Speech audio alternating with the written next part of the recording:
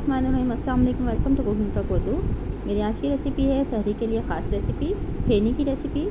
चलिए इसको तैयार करते हैं। आइए देखते हैं कैसे तैयार होती है। फेनी तैयार करने के लिए मैंने दूध लिया है 1/2 लीटर।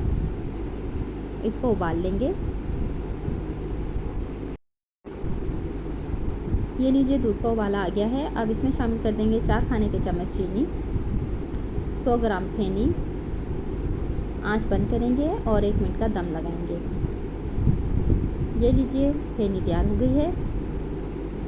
अब हम इसको एक बाउल में निकाल लेंगे।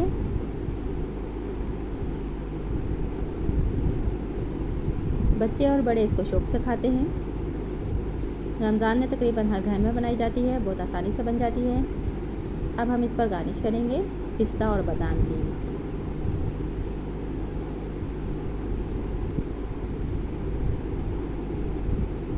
वीडियो अच्छी लगे तो लाइक कीजिए, शेयर कीजिए। मेरे चैनल पर नए हैं तो चैनल को सब्सक्राइब कीजिए।